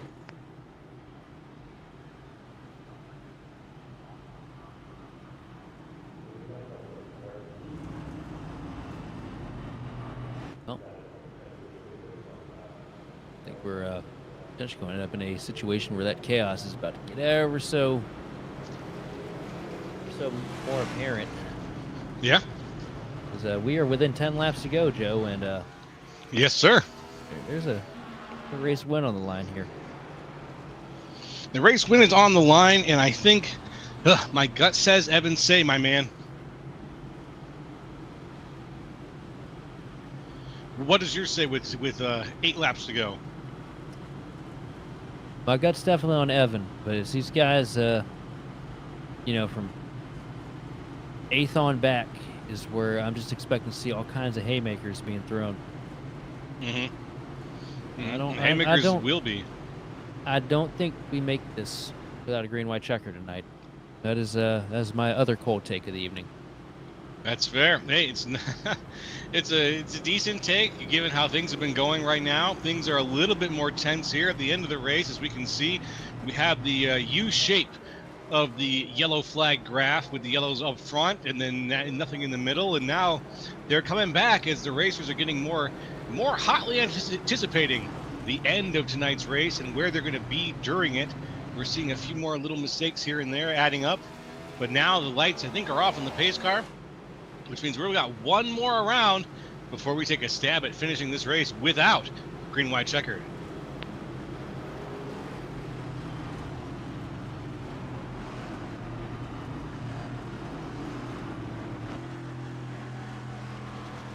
If you're Evan right now, the only thing you're thinking about is stabbing that throttle and getting away from these guys as quick as you can. Yes, sir.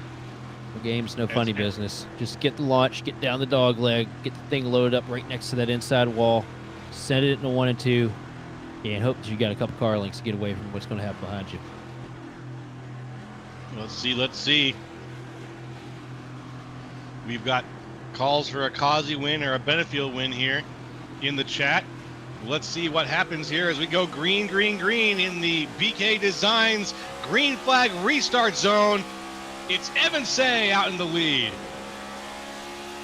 Evan Say with the advantage down to 1 and 2. They're side by side behind him. Pasalacqua trying to nurse that inside line to find an advantage on Benefield. Benefield, a little bit of a slip up there, loses a little bit in the middle, but here comes that 83 charging back on the outside. Oh, we got some smoke in the very back of the pack there, but it looks like we're going to stay green after that. Everybody holding on here, down to the inside, very far down to the inside. There goes Pasalaco. Pasalaco's going to slide in behind Benefield right now. Benefield, TCSP car, holding on strong.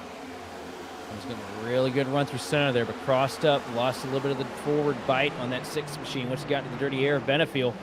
But look at how well he's able to hold the bomb again. Benefield misses it out of turn 4. Here comes Pasalaco down the apron. He's going to move up to second.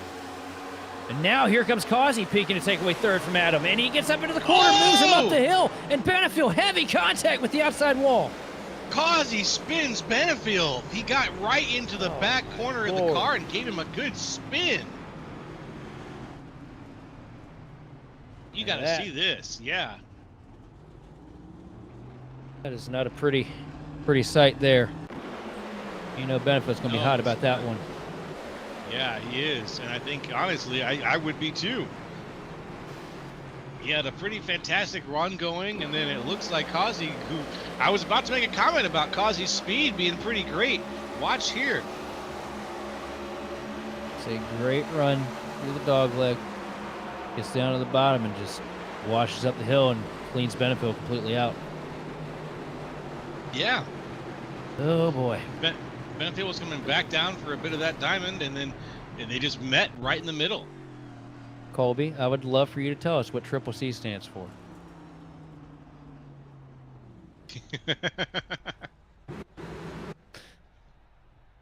I'd love to know as well. That's going to completely ruin a great night that Benefield was having. Car on pit road, completely destroyed, smoke billowing out from under the hood, and he is done for the day. That is such a rough break, man. You absolutely hate to see that, because he has been up here in this top 3 hunt since they dropped the green flag just about. Really unfortunate.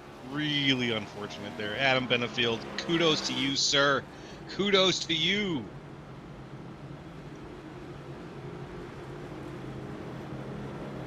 And we just witnessed Causey commit homicide here at Phoenix. We kind of did. I mean, I don't usually put that in someone's feet, but there was he ran into him. It was an accident, but he ran into him. Another look at it. See if we can see things here. Oh, no, never mind. We're good. There it is. Bonk. And the 22 as well. Yeah. Rayner, such a great night for him, and that's a day over as well, because that is substantial right front damage. And round board with Causey and sends it in there a little too deep. Doesn't have the car short up on the bottom and just completely dog piles through him. Yeah. Yeah, just oversends it. Just a little oversend. And that's what causes it right there. What a shame. What a shame. See lights out on the iRacing pace car here as we work through turns 1 and 2. Pace car getting ready to make the quick descent down pit road. Get another chance at a restart here. And we have reached 2 laps to go. It's going to be green, white, checkered. That's right. It looks like we got it. We're in green, white, checkered of the night. In overtime territory here, boys. We're getting there. Wait, no, that's right. We don't do overtime, Zenobi, do we? This is natural green, white, checkered. I think so. Yeah. Oh, you see something new every day. It's going to be a green and checkered as we come in, and the white flag is going to be waved with the green flag here. Evan Say up at the point. Joseph Causey going to try and slide up in front of Brandon Pasalaco here to take over the second spot. Now Causey trying to close in onto the back bumper of the race leader. Here we go through 1 and 2 for the final time down the back straightaway. Started this race off the Tate Crosby Pole Award and trying to seal the deal as he works through 3 and 4 for the final time. And out of turn number 4, it's no contest. Evan C. is going to win here at Phoenix. Love to see it. Love to see it. Evan C. with a fantastic win. here at Phoenix Raceway, folks. What a dominating race. performance. What a dominating performance, man. Started this thing off from the pole. Led just about every lap he could lead aside from the pit cycles. And now he gets to bring home the checkered flag. And if I remember correct, I think this may be the first win for him here in the OB Builders Cup Series. And he has been working hard all year last year and this year to just get better and better to be competitive enough to get the job done. And here it is tonight, man. Big congrats to Evan. Evan Say looking good. He was sitting 14th place in points at the end of last race, and this is going to be a big bump for him right now. Other news, too, that I got from Randy before this race, but he is also $75 richer after this one, if I read that message right. Well, not bad. Yeah. 75 in the bank for Evan. Can't beat that. Can't beat that. Not at all, folks. And that is going to be the race, but we've got interviews coming up here with a few of the guys who went around and did the racing. So, folks, be sure to stay tuned for that. But we're going to cover the results first here. Run official results here out of Phoenix. Let's break it down. Evan Say, your winner, with Joseph Causey in second, Brandon Pasalaco in third, Matt DiCiani in fourth, Luis C. Becerra in fifth, Louis Christian in sixth, Paul Hill in seventh, PB Henry in eighth, Alexander Carr in ninth, and Paul Gallimore in 10th. Coming home 11th after a great run here tonight. The 25 machine of Greg Carr with Kevin Ruff in 12th. 13th place going to the 82 machine of William Deeney with Tim Wortman Jr. recovering from that early race damage to finish 14th. 15th going to the 72 machine of Shane Clore. Followed by 16th place, 17 of Daniel Wiles. Coming home 17th is going to be 92 Jordan Slater with the machine of Kyle Holden behind him in 18th. 19th place going to Chris Davis with John Bender rounding out the top 20, Joe. Moving right along, 21 is going to be Bryce Rayner, 22 Randy Mullins, 23 Richard Kleinman, 24 Joshua Hyatt, 25 Justin Levine, 26 Keith Long, 27 Adam Benefiel after a really unfortunate wreck there at the end of the race, 28th Chris Vincent, 29th Derek Heitman, and 30th Jose Medina. Coming home 31st position tonight. It's going to be 37 machine Kevin Zosiak with Russell Black behind in the 64. 33rd going to JC Gibson with Josh Schaffner in 34th. 35th place going to the machine of Thomas George with Chris Crosby in 36th. 37th going to the 43 of Chris Hudson with Brian Johnson in 38th. Then rounding out the 40 car field here is going to be the one machine of Nicholas Isaacs, and unfortunately Patrick Gitter brings it home dead last after the unfortunate incident on lap 1.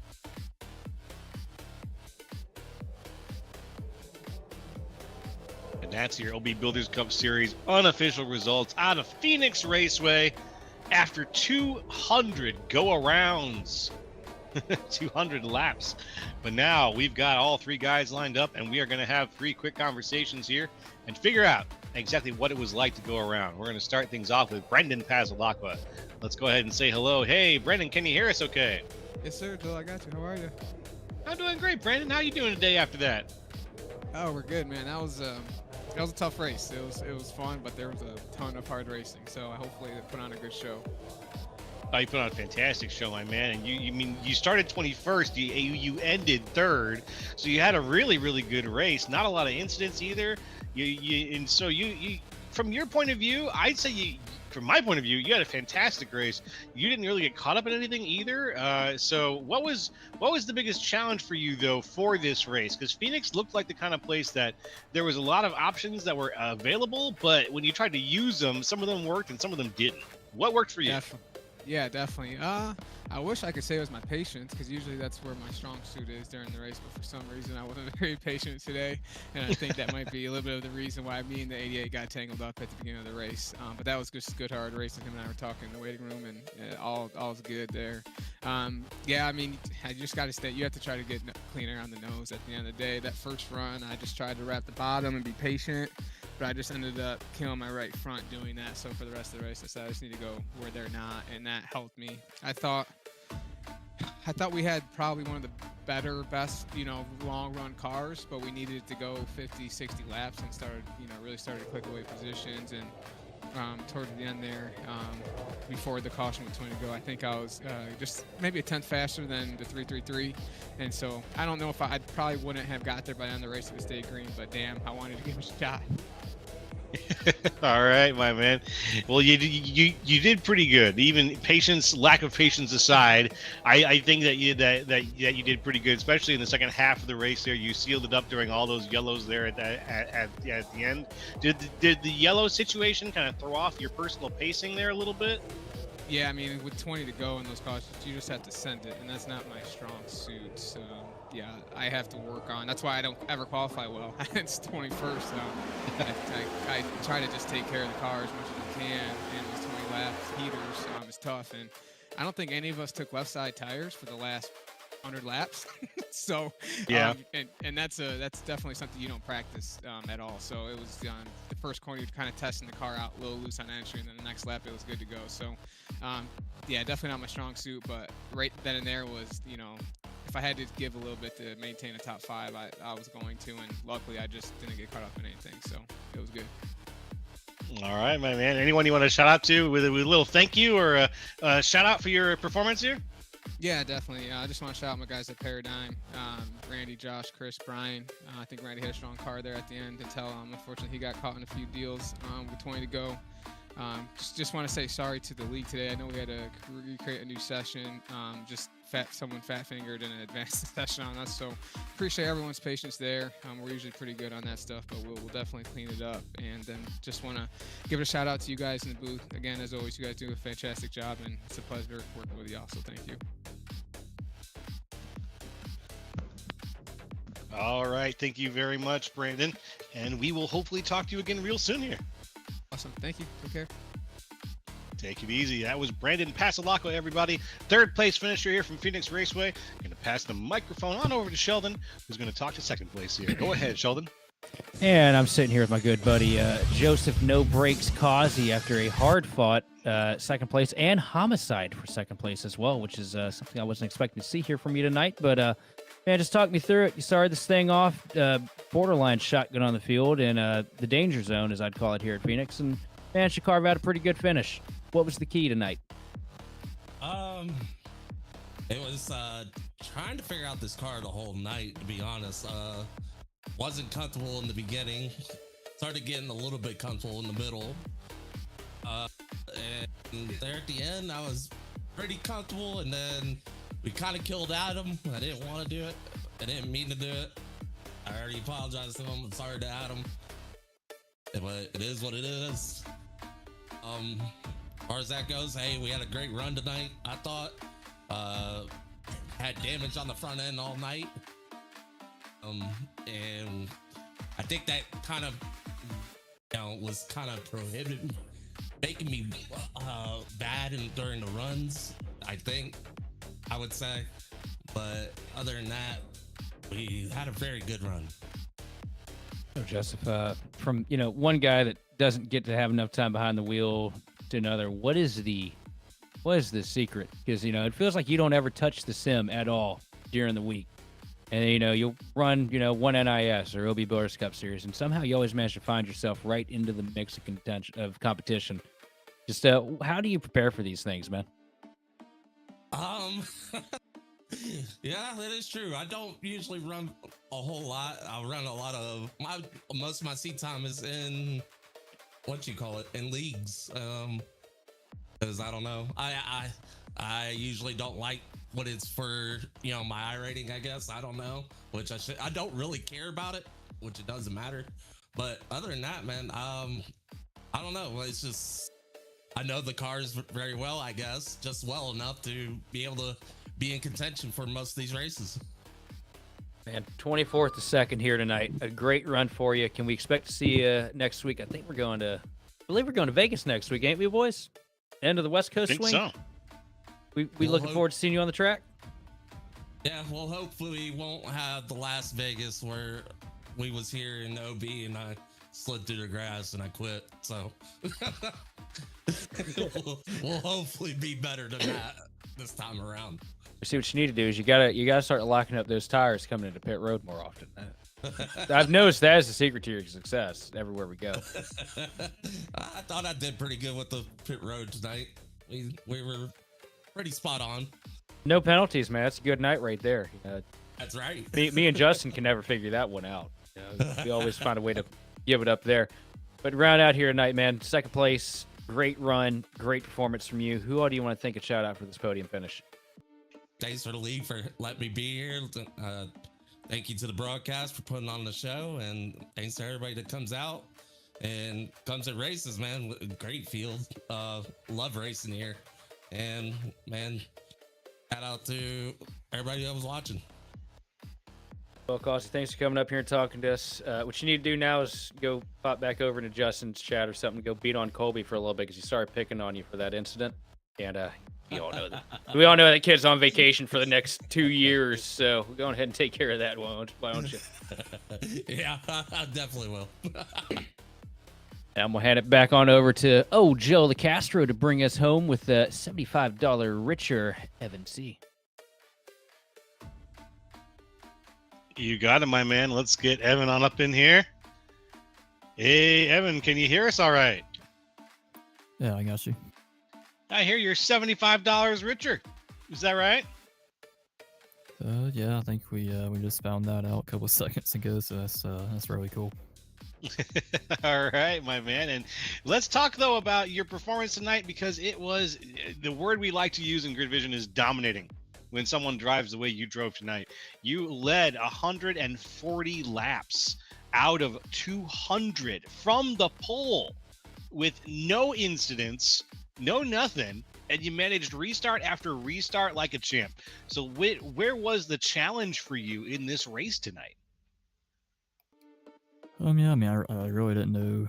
I felt like we was going to have a good car, but I hadn't raced against Adam or Matt and some of those other guys throughout the week, so I really didn't know what kind of speed they would have or where we'd end up. But I mean, we started off, got fast time there. Honestly, a little surprised about that. I didn't feel like my lap was all that good, but it was definitely nice to start up front and didn't have to make too many adjustments in the race to the car. Just really just want to adjust it, and it was pretty good from then on out. We just we tried to stay pretty smooth. I didn't know if my pace in the beginning was too fast or not, but it seemed like we were able to hold on that first run. So I kind of knew then we had a good car, but I knew the track was going to get a little bit hotter at the end, so I didn't know if I would kind of switch things around in terms of who would be better or not. But we found a line there at 3 and 4. I felt like we could run a little bit lower than most everyone, and I think Adam and I don't know who that was that jumped me in the pits, him and someone else, I can't remember, but I kind of just bided my time behind those two guys, and towards the end of the run there, I was able to pass them both and get out and clean there, and after that, just try not to make any mistakes. You know what? You didn't make any mistakes. I'd say, from my point of view, you had fantastic run tonight. Phoenix just felt like it was everything lined up for you here, and there was very little that we didn't worry about. I didn't worry about you. By the time that we got to the end of this race, I was like, he's got this in the bag. You had it so lined up. Now we're going to Vegas next, I believe. Does that give you any more of a pause there?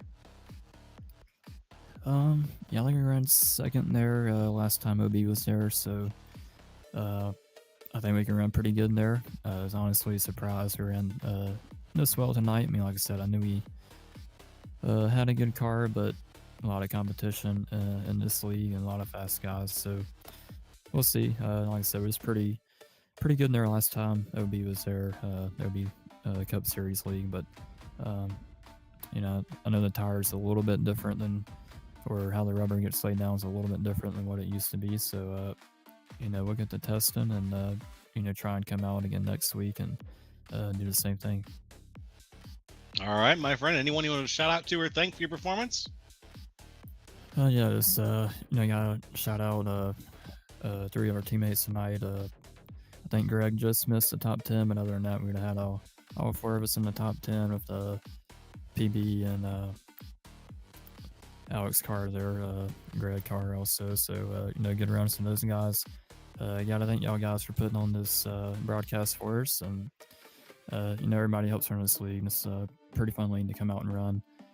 On Thursday nights, minimum y'all has had a few tonight, but it's always fun to do that. So, And got to thank everybody at CFM Performance, Agility Speed Shop, Tactory Defense, Sweet Victory, and yeah, I think that's about it. And like I said, just thank y'all guys and everybody that helps put on this week for us.